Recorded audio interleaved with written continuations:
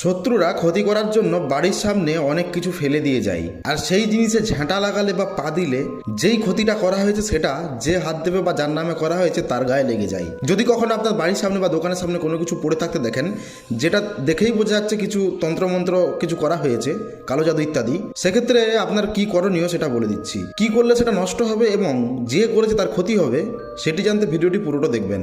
আপনাকে জোগাড় করতে হবে নারকেলের খোলা বা মালাবাটি। নারকেলের যেদিকে চোখ থাকে, মানে যেদিকে হচ্ছে ওর অঙ্কুর বের হয়, সেই দিকে একটা ছিদ্র করবেন।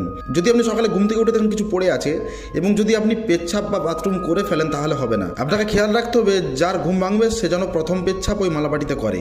আর যদি আপনি উঠে দেখেন যে এরকম কিছু পড়ে আছে আর নারকেল মালাবাটি আপনার কাছে আছে, তো ছিদ্র করে প্রথম পেচ্ছাপ ওই মালাবাটির উপর করবেন। এবার কি করবেন, ওই ছিদ্রটাকে মধ্যমা আঙুল দিয়ে বন্ধ করে পেচ্ছাপটা করবেন। যতটা আপনার যদি ভর্তি হয়ে যায় তো বাইরে করতে পারেন, কিন্তু প্রথম পেচ্ছাপ ওই মালাবাটিতে করবেন। তারপর নিয়ে গিয়ে যেখানে জিনিসগুলি পড়ে আছে ওখানে গিয়ে হাতটি ছেড়ে দেবেন, আঙুলটা ছেড়ে দেবেন, যাতে ঝরঝর করে আপনার পেচ্ছাপ বা টয়লেট ওই নোংরা মানে ফেলে দেওয়া জিনিসের উপর পড়ে। তারপর একটি ফেলে দেওয়া বা বাতিল হয়ে যাওয়া ঝাড়ু এবং এমন পোশাক পরে আপনি ঝাড়ু দেবেন যে পোশাকটার পরবেন না।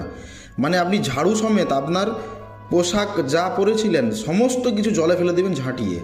এর ফলে কি হবে, ক্ষতি তো আপনার হবেই না, যে ক্ষতি করেছে টানা 6 মাস তার মুখ দিয়ে পেচ্ছাপের গন্ধ ছাড়বে।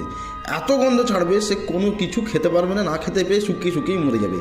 যাই খাবে মুদ গন্ধ, যাই খাবে পেচ্ছাপ গন্ধ, এরকম হতে থাকবে। এরকমই সব টিপস পেতে বা উপায় পেতে আমাদের চ্যানেলটি সাবস্ক্রাইব করুন বা ফলো করুন ফেসবুকে। তথ্য ভালো লাগলে লাইক করবেন, শেয়ার করে আপনার বন্ধুদের জানাতে পারবেন। কোনো কিছু বুঝতে না পারলে কমেন্টে লিখবেন।